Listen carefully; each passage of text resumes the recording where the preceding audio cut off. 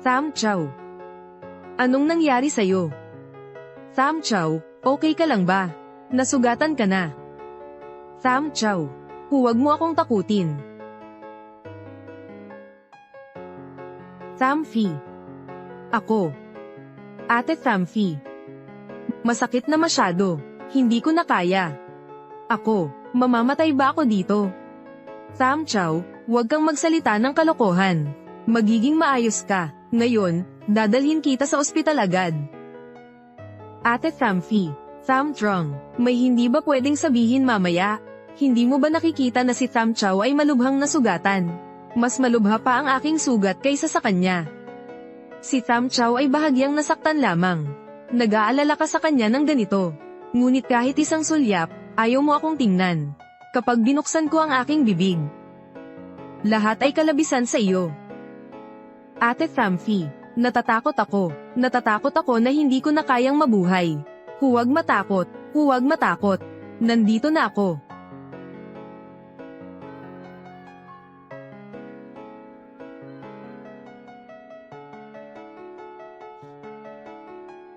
Sam Chow. Sam Chow, okay ka lang ba? Kuya, hindi ako nasaktan. Konti lang ang sugat ko. Sam Trong. Ngayon alam mo na. Sino ang pinakamahalaga sa pamilya? Mabilis na. Sam Chow ay nagdugo. Kailangan nating pumunta sa ospital. Sumakay ka sa sasakyan mo. Sige, tara na. Hanggang sa malapit na akong mamatay, doon ko lang naintindihan. Gaano ako katagal nanirahan sa bahay nila Sam. Mula noon hanggang ngayon. Ako ay isang katatawanan lamang. Isang walang silbing tao. Ate Sam Phi, anong ginagawa ni Sam Trong? Malubha ang sugat ni Sam Chow. Bakit nakaupo pa rin si Sam Trong sa loob ng sasakyan? Tao ba siya? Oo nga. Kung hindi siya nagmamaneho, paano siya masasaktan, di ba? Sigurado akong siya ay naiinggit. Dahil nagmamalasakit ako kay Sam Chow. Hayaan mong tawagan ko siya. Sam Trong. Sam Phi, naiintindihan ko ba siya ng mali? Si Sam Phi ay naaalala pa ako. Hindi niya ako iiwan tulad ng dati. Hindi ako mamamatay ng masakit tulad ng dati. Ako ay maliligtas. Ate Sam Phi. Tulungan mo ako, tulungan mo ako. Sam Trong, nandito ka, huwag kang gumalaw. Dadala ko si Sam Chow sa ospital. Babalik ako para iligtas ka. Huwag kang mag-alala, ako ang pinakamakatarungan. Tiyak na hindi kita iiwan. Tara na. Ate Sam Phi. Tulong po. Bilisan mo.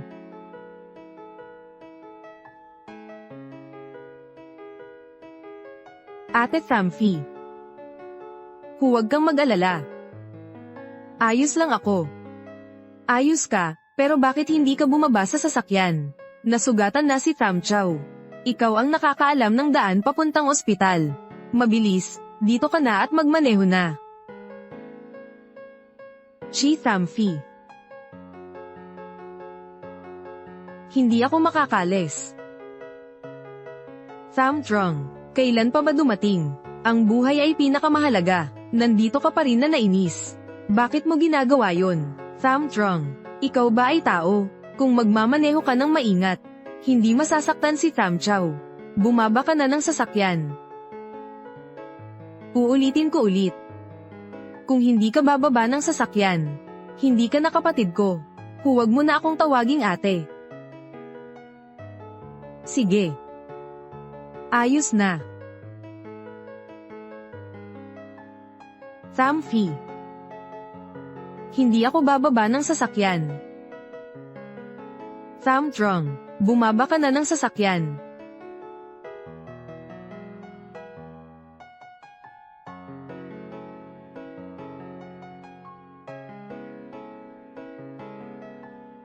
Sam Phi. Sa wakas, tumingin ka rin sa akin ng isang beses.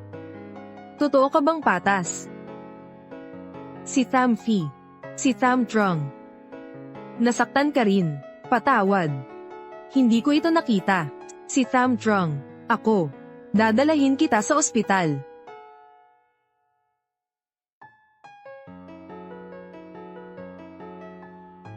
Tham Chow. Tham Phi. Tham Chow ay nagsusuka na ng dugo. Mabilis mong tawagan ang ambulansya.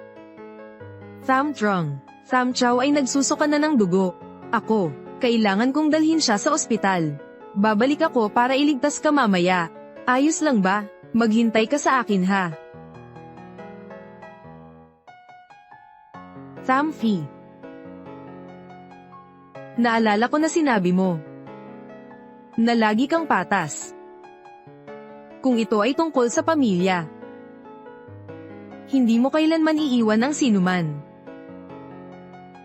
Ililigtas mo ang lahat ng miyembro ng pamilya. Ako. Tham Phi. Kailangan ko lang ang iyong katarungan. Huwag mo na akong iwanan. Tham Phi. Ito ang huling pagkakataon na ibinibigay ko sa iyo. Huwag mo akong iwan. Sa buhay na ito, kung iiwan mo ako, ibabalik ko lahat ng ibinigay ko sa pamilya Tham.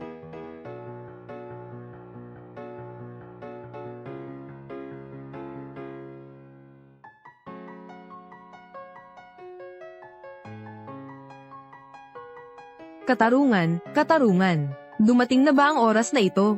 Hindi maihahambing ang katarungan sa buhay ng tao.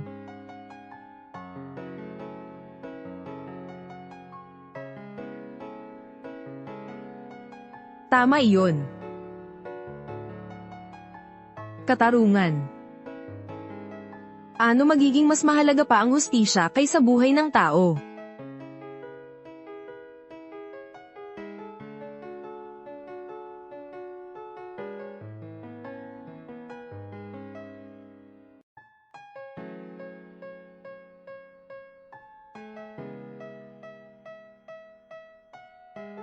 Kahit ilang beses pa akong ipanganak muli,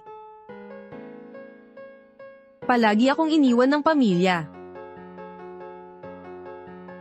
Pamilyang Tham. Walang katarungan sa kanila. Ayos lang ang pasyente. Makakagat lang ng gasgas. Dugtungan lang ang bandage. Uwi ka na sa bahay, magpahinga ng maayos lang. Salamat, Doktor.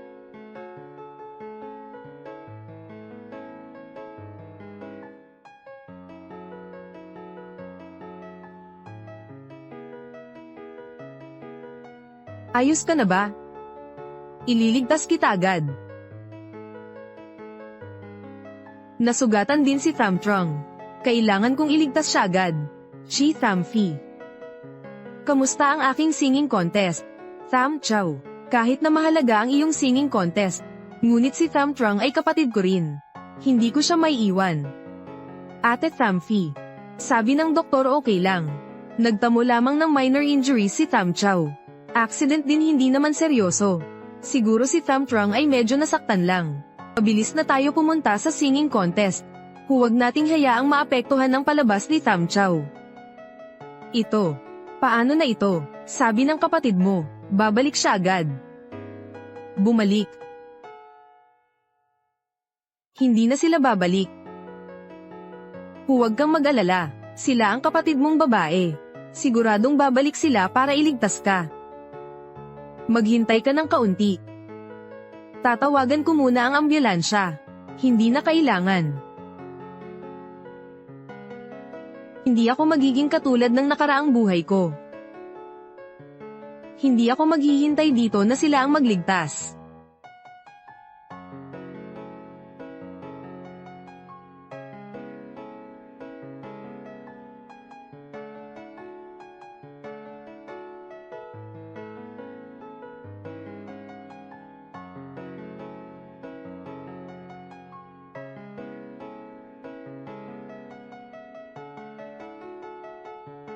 Siya mismo ang nag-alis ng bakal na iyon. Hindi ko ginawa iyon. Ako, gusto ko lang siyang iligtas. Napakawalang awa naman. Ano ba itong nangyayari? Narinig ko na iniwan siya ng kanyang pamilya dito.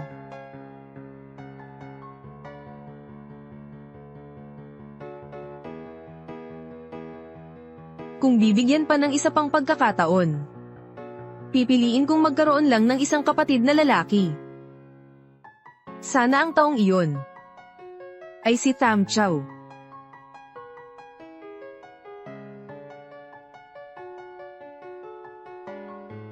May hinugot siyang bakal mula sa kanyang katawan.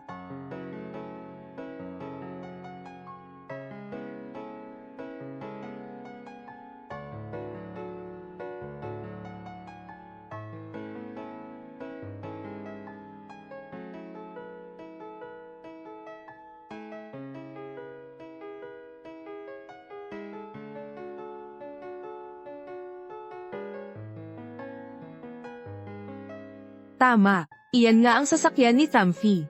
Dumating na siya para hanapin ako. Hindi niya ako iiwan. Tamfi.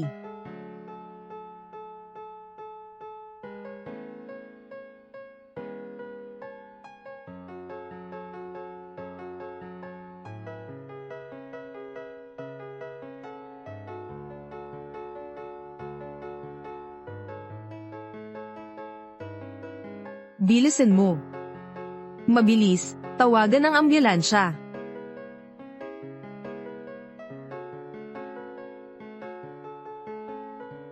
May isa na namang pasyenteng aksidente na may apelyidong Tham. Hindi ba siya kakalabas lang ng ospital? Doktor, may pasyente pa bang Tham kanina? Oo, tama, kanina, dito mismo sa silid na ito.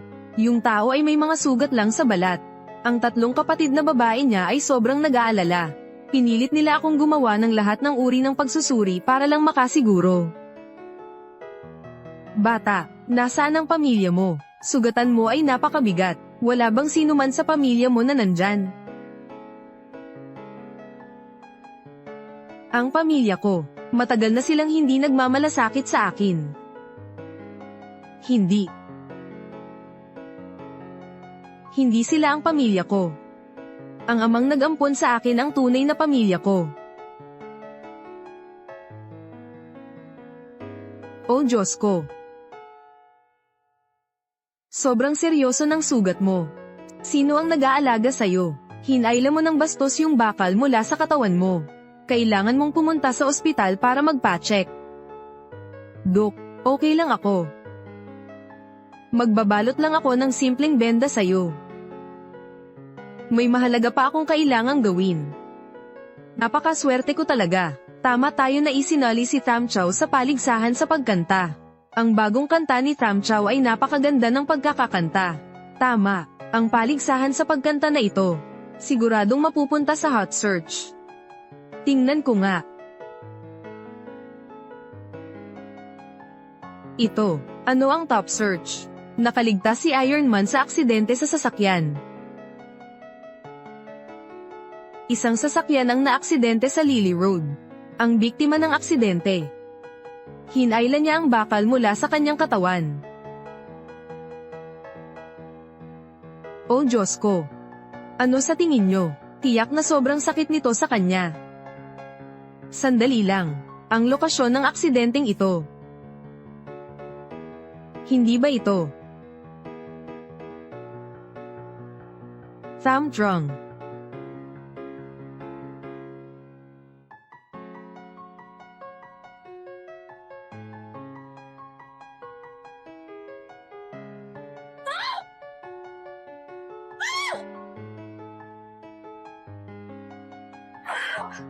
Tham Trung, anong ginagawa mo? Maingat naming inihanda ang pagkain para sa iyo.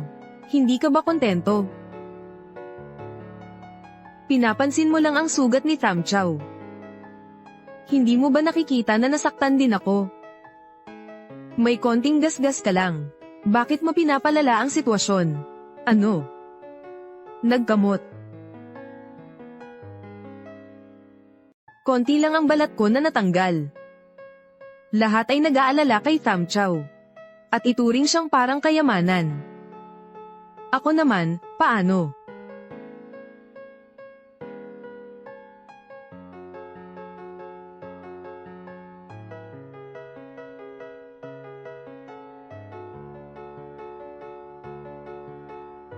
Tinatawag ninyo ba itong gasgas lang?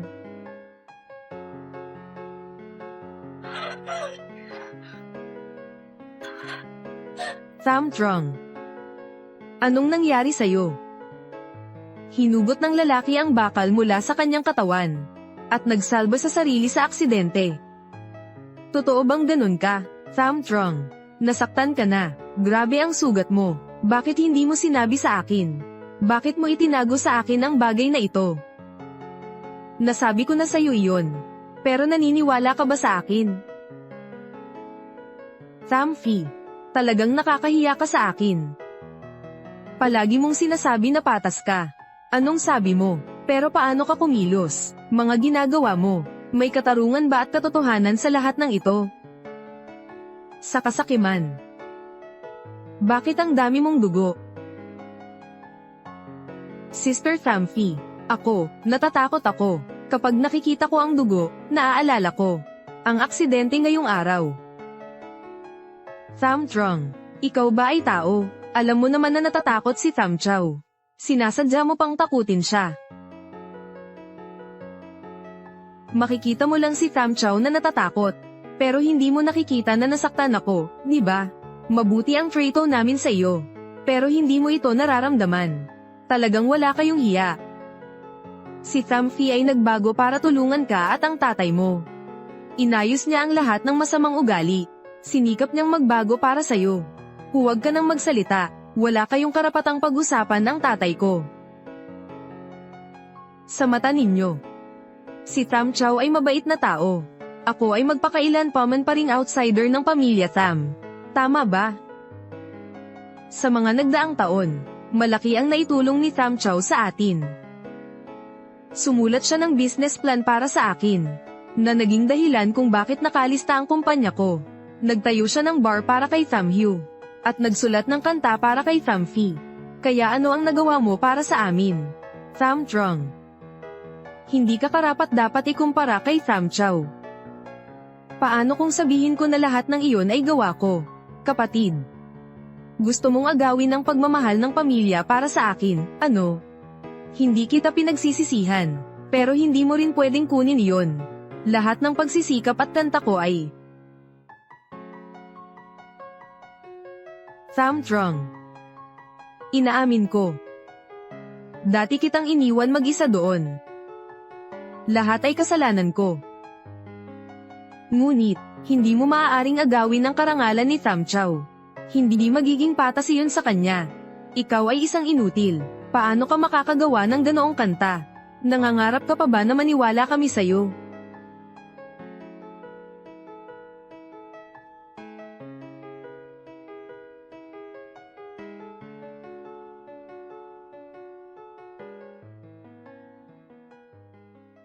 Tama.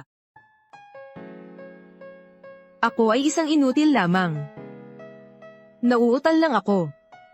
Samfi, sinabi mo na patas ang trato mo sa lahat ng tao. Kaya paano mo ako tinrato? Sabihin mo sa akin, si Samchow ay namumuhay sa Karangyan. At ako ay kailangang maglinis ng bahay araw-araw. Kailangan kong magtrabaho araw-araw para makabuhay. Makatarungan ba iyon? Nasugatan si Samchow. Lahat kayo ay nagmamalasakit sa kanya.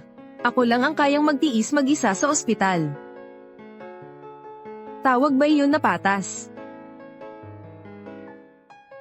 Hindi kailangang gumawa ng kahit ano si Samchow.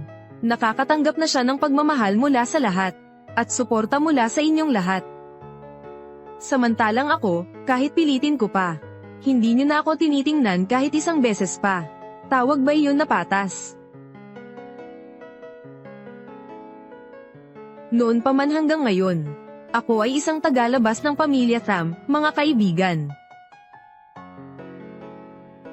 Ngayon, ang tanging pinagsisisihan ko ay iniwan ko ang aking tahimik na ama, at pumasok ako sa pugad ng mga lobo ng pamilya Sam, mga kaibigan. Patuloy ninyong sipsipin ang aking dugo, at hindi ninyo ako binibigyan ng kahit ano. Kung sa tingin ninyo lahat ay, ako ay walang kwenta, kaya sa pamilyang ito, parang wala man lang ako. Mula ngayon,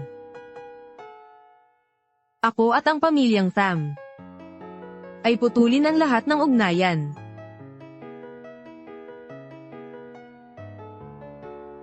Samtrong, ano ba ang sinasabi mo? Putulin ang lahat ng ugnayan. Tumahimik ka na nga. Putulin ang lahat ng ugnayan.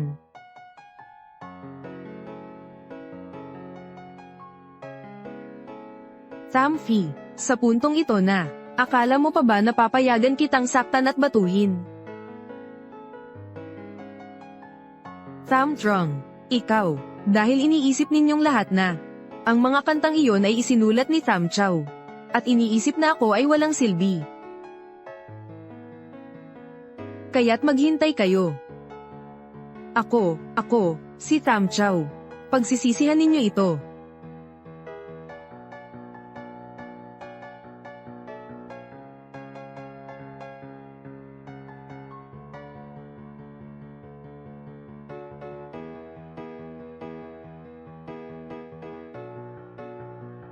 Samtrong.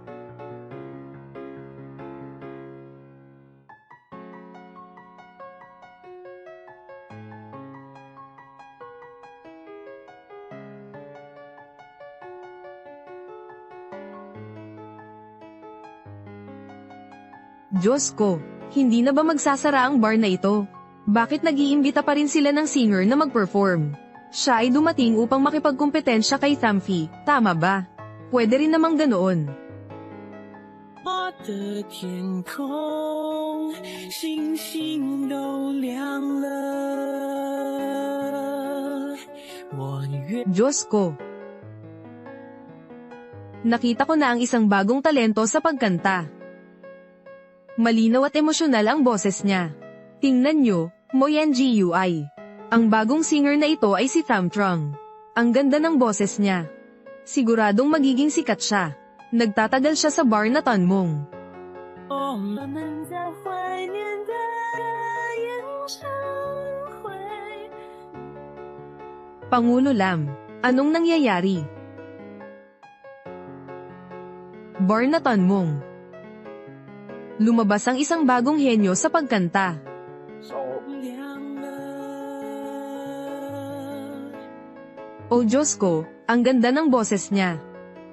Ang boses na ito, napakahusay na teknik sa pagkanta. Siya rin ay isang kompositor. O Diyos ko, ito na talaga ang ating idolo sa musika.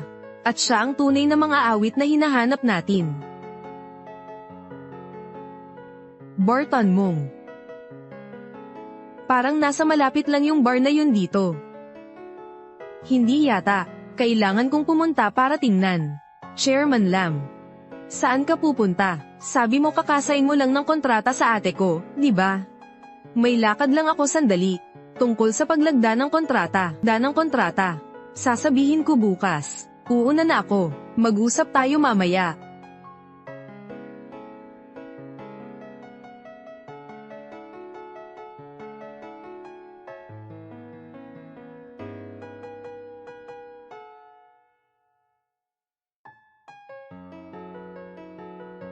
Anong nangyari? Umalis na ba si Chairman Lam? Sabi niya sa bar na Tanmong. May bagong singer na magpe-perform. Kumanta siya ng isang kwentong bayan. At ngayon ay sikat na siya. Kwentong bayan. Hindi ko pa narinig ang kantang ito kailanman. Baka siya ang mayakda nito. Ipakita mo sa akin.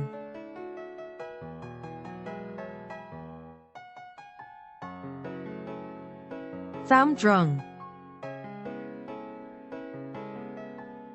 Tingnan ang itsurang ito. Bakit siya kamukha ni Samtrong?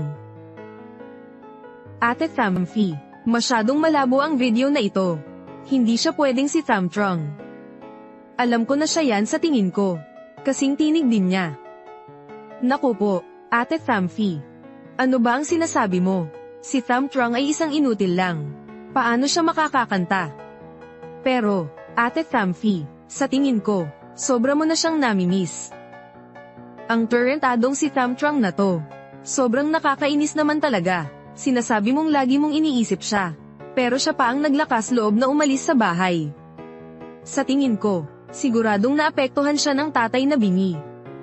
Noong nakaraan, binilhan natin siya ng $1,000. Samchow, sa pagkakataong ito, bigyan mo siya ng dagdag na $1,800. para hindi na siya makipag-ugnayan kay Thamtrong. Mas mabuti iyon. Ate Thamfi, ang amang pipi na iyon. Isa lang siyang inutil. Bakit mo pa siya pinapansin? Kahit ano paman, matagal na niyang inalagaan ang kasakiman. Ngunit si kasakiman, mag-alala ka. Binilhan ko siya ng $1,800. Nagbigay din ako sa iyo ng $1,800. Maging patas at makatarungan ako. Makitungo ng patas sa lahat.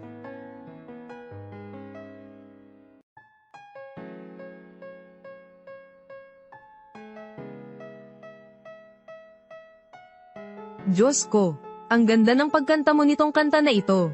Ito ang talagang gusto natin. Orihinal na kompositor ng mga awit. Kanta ka pa ng isa.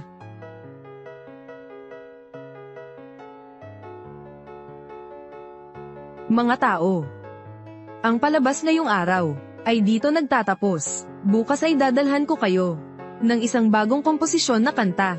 Sana suportahan ninyo ako. Bukas, kakanta ka ba ng bagong kanta na ikaw mismo ang gumawa? Naku po, talagang nakakita ako ng isang tao na kaya parehong magsulat ng liriko at gumawa ng musika. Isang tunay na henyo sa pagkanta. Naku po, posible, mas mahusay pa siya kaysa kay Thamfi. Talagang bagay siya sa industriya ng musika. Kumanta pa ng isa pang kanta. Mga tao, may 70% diskwento sa inumin. Hanggang ngayon lang ito. Bukas si Thamtrong, kakanta siya ng isang kanta na siya mismo ang gumawa. Noong panahon na iyon, tanging mga VIP lang ang pwedeng pumasok. Hoy, boss, gusto kong mag-top up. Bukas na lang, babalik ako. Sa ganitong lugar, walang singer na A-list gaya ni Thamtrong. Ang bar mo, sa kalaunan, mahihirapan ng makakuha ng tiket ang lahat. Gagawa na ako ng VIP membership card mula ngayon. Gumawa ng VIP card. Sige, mag-card. Sige, magparehistro na kayo ng card sa reception. Kayo, pumunta na sa reception, bilis. Bilisan nyo, bilisan.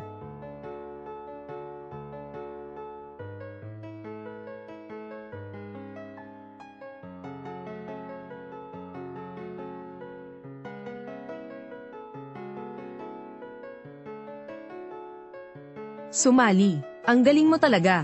Ikaw, talagang isang napakalaking yaman na natuklasan ko. Ngayon, hindi lang maraming tao ang dito para makinig ng musika. Mayroon ding nag-upload ng video ng kantahan mo sa internet. Sa bar ko, siguradong magiging sikat na ito. Totally sumabog na. Ah, tama nga. Ito ang $150,000 na ipinangako ko sa iyo. Kunin mo na. Pero, ngayon ikaw ang magbibigay ng pera sa akin. Hindi ka ba natatakot na tatakbo ako? Sa loob ng 2 araw, hindi ako darating. Paano naman iyon? Pinagkakatiwalaan kita. Higit pa dyan, naniniwala ako sa mga pangakong sinabi mo. Sigurado akong hindi mo ako lolokohin. Kunin mo na yan. Ang galing. May pag-asa na ang sakit ng amain. Pagkatapos kong umalis, palagi kang nagsusumikap magtrabaho para kumita, para magamot ang sakit ng amain. Sayang, sobrang tanga ko. Hindi kita matulungan. Nag-aalala pa rin ang ampon kong ama sa akin at ayaw niyang uminom ng gamot. Talagang nag-aalala ako na. Kinakapatid na ama. Huwag kang mag-alala, bumalik na ako. Sa susunod, tiyak na bibigyan kita at ang ampon kong ama. Isang masayang buhay. Pamilya Tham. Sa nakaraang buhay, pinabayaan ninyo ang aking amang-amahan na magkasakit at mamatay. Kung magkakaroon ako ng pagkakataon, lahat ng meron kayo, isa-isa kong ibabalik ang lahat. Kakatanggap ko lang ng balita. Ang singer sa katabing bar, bukas ay kakanta ng isang awit na siya mismo ang sumulat. Ano sa tingin ninyo? Gusto ba niyang makipaghamok sa atin? Huwag kayong mag-alala. Bukas, isusulat ko ang isang bagong awit para kay Thamfi. Sa oras na iyon, sabay kaming magpe-perform sa entablado. Ang bar ng Anha. Siguradong magiging sikat siya. May natira pa akong isang bahagi ng kanta, na iniwan ni Tham Trung. Mas mabuti pa si Tham Chow. Hindi tulad ni Tham Trung. Palagi niyang sinasabi na hindi ako patas. Kung sana'y naiintindihan niya ang isang kalahati ng pinagsasabi mo, ayos na sana.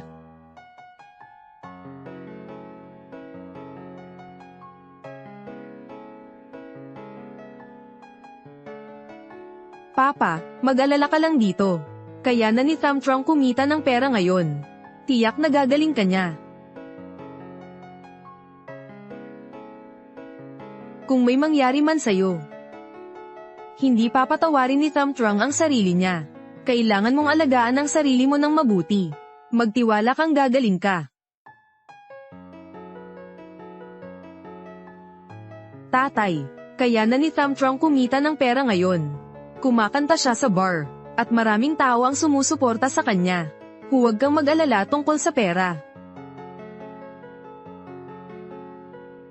Buti na lang at inabisuhan natin kahapon. Ngayon ay magdadala kami ni Tham Chow ng bagong kanta. Babalik na ang lahat, bukod pa rito. Hindi na kinaya ng bar sa tabi. Hindi rin nag-organisa ng mga aktibidad para sa diskwento sa inumin. Tiyak na mahihikayat ang lahat sa atin. Paano naman makakapantay ang isang maliit na bar sa atin? Lalo na, ngayon nandito pa ako para tulungan ka. Salamat sa iyo, Tham Chow. Tara na.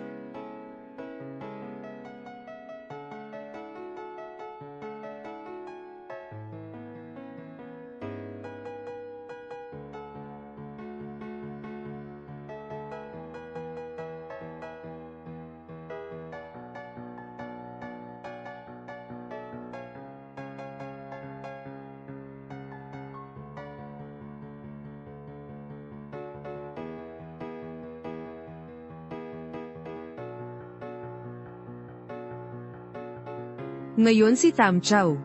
Nag-perform siya sa bar ng Anha. Ang mga customer sa bar ay nahulog sa kanya at mahigit kalahati na ang nawala. Ano ang gagawin natin? Napanood ko ang live stream kahapon, medyo maganda.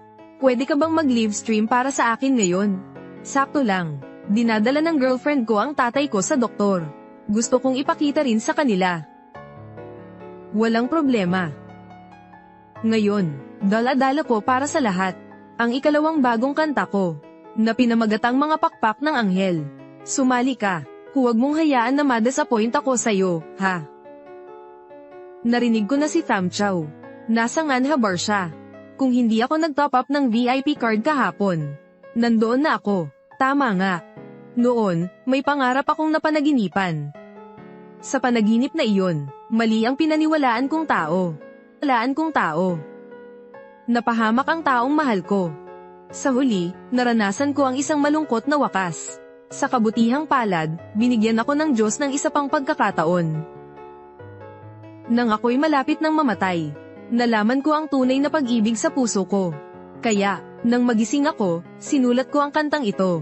O Diyos ko, dumating kami dito para makinig ng musika. Hindi para makinig sa kwento mo. Tama nga. Tama, narinig ko na si Tham Chow ay kakanta sa bar ng Anha. Punta tayo roon. Mga tao, huwag kayong umalis.